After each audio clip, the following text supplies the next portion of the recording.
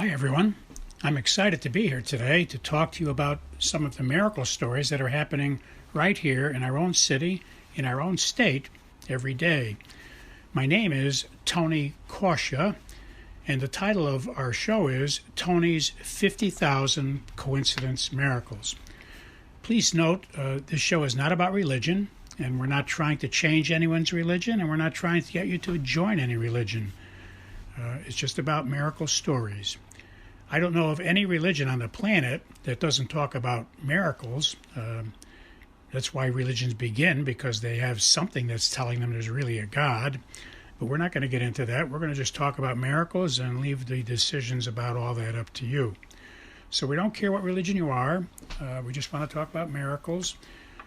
If you are an atheist, I think you'll enjoy the program as well, although I can't guarantee you'll remain an atheist very long after you hear many convincing stories, coincidence kinds of stories about miracles. You can email me your own stories if you wish. We'll try to use all we can on the show. I can't guarantee we will, depending on volume and time, but you're welcome to send your stories on to us, and we will mention them when we can. You can send them to the following email address. But please notice that if we do use your story, we won't mention your name. We'll keep you anonymous. And we suggest that in your story, when you send it to us, don't use your correct name. That way anyone listening will not be able to figure out that it was you that sent the story in. The email address you can send your stories to is very easy to remember. It consists of 2 words and 3 numbers. The first word is Tony, spelled Tony, and the second word is and, spelled AND, and the numbers are 777. So once again, the name is Tony and 777 at AOL.com. Well, let us begin. I thought I'd start off today with a reminder that when we see coincidences, especially when we're talking to God and asking Him what to do, asking Him for wisdom, asking Him to direct our activities, then we see coincidence miracles after we ask Him what to do. They are things that we call miracles, and we can trace them, especially since we're asking God what to do. We can trace the events that turn out to be miracles as being gifts that God sends us to confirm that He really is with us. And this is explained in the last book of Mark, the last chapter of Mark, actually the last sentence, where it says in the book of Mark in the Bible that God sent clues and signs and wonders to people who were out there telling the world about the good news of God. God sent confirmations. So often in our own lives, we will see that when we're trying to do something that we believe God wants us to do, we will see signs and wonders, which are typically called miracles. I'm finally going to be able to share today some of the miracles I've experienced this past summer, in the summer of 2023, and I hope you appreciate some of the coincidences that I'll be able to cite today. So our first coincidence miracle was what happened to me one day. I was inspired to post on Facebook and LinkedIn the fact that the Bible tells us there's only one thing necessary. I know you might have heard this if you've been listening to past shows, but it's worth repeating. The Bible tells us in the book of Luke, chapter 10, book of Luke, Jesus tells us only one thing is necessary. And that thing is to keep talking to Him and asking Him for direction and guidance. If we do that, if we keep asking Jesus what to do and follow the directions He inspires us with, we will find that our life unfolds correctly, and it's a very blessed life. And I often tell people this because the Bible, 2,000 pages in the Bible, there's one sentence that says, only one thing is necessary. I think the whole world needs to know that. It's in the book of Luke, chapter 10, and the whole world needs to read that and then practice it.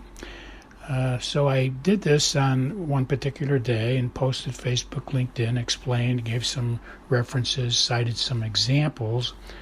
And then that night, before bedtime, I was inspired as I was getting ready for bed. I was inspired to turn the TV on, and I turned it on, and it was on the channel where a Pastor Joseph Prince was on at that moment, and he was saying the exact same thing.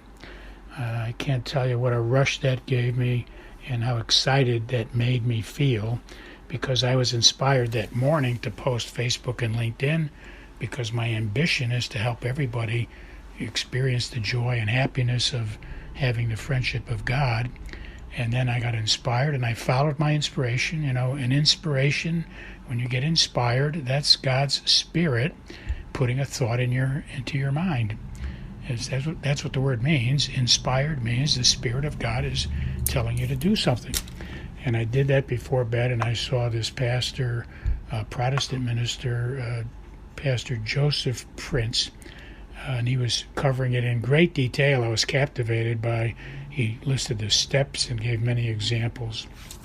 And it's great to see someone else out there doing the same thing I'm doing. At least there's two of us.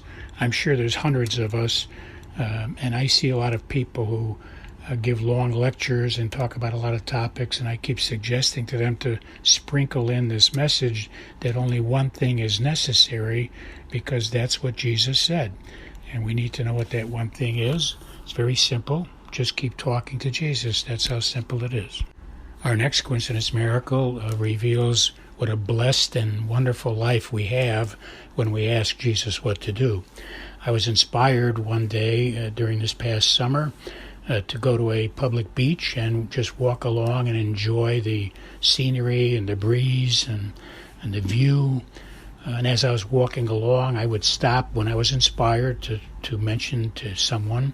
If I get inspired to speak with someone, then I do. If I don't get inspired to speak to someone, then I don't. But I was inspired to approach. There were two people on a blanket, and I was inspired to approach them and hand out my little business card that explains our website, etc. And I was inspired to tell them a little bit about our book. And on this particular day, I was amazed because I was inspired by Jesus to mention my age, and I don't often do that, but I was inspired to say something like, I just recently wrote 2 books in my life to tell my life story, because I've decided at this point in my life that it's something valuable to share with people who are not at my age yet. Maybe they could avoid making the mistakes that I made in life. And my book convinced people that they can talk to God and that God does respond. So that's the message I give them, and then I give them a card. And so I was inspired to say it that way this day, and I was surprised what happened, because the first 2 people on one blanket that I approached, I said that to them, and they responded. They were so surprised. They said they were stunned, because like 5 or 10 seconds before I approached them, they were just sitting there talking about, they wondered what people do when they reach my specific age. Now that's amazing. Isn't that amazing? I was inspired to say, what my age is, and I wrote 2 books about my life story to try to help people. And I approach and say that, and they were just talking about, they wonder what they're going to be doing when they are my exact specific age, and they wonder what people typically do when they reach my age. It was so amazing. It was the first people I approached on the beach, and I had this perfect confirmation that I was doing what God wanted me to do, because these people were talking about it at that moment. Now that's not the end of it, because about 5 blankets later, after talking to 5 more blankets, the 6th blanket, the exact identical same thing happened. And I went back and told the other people, and I told these people that these 2 blankets were talking about the same exact inspiration when I reached them, and there were 5 blankets between our discussions. But that is really remarkable. I hope you're seeing how intricately involved God is with every step. He tells me what to say, and then he has 2 people on one blanket talking about the same thing when I approached them, and then 6 blankets later, he has 2 other people also talking about the same thing and the same age. It's just unbelievably amazing. But that's what miracles are, and that's what coincidence miracles are. And that's why I wrote books about coincidence miracles, because I really do experience an average of 3 coincidence miracles. That's 3. That's one less than 4. On average, coincidence miracles every day. And by the way, I don't tell people I experience miracles for my glorification. I tell people I experience coincidence miracles because Jesus inspires me to do that.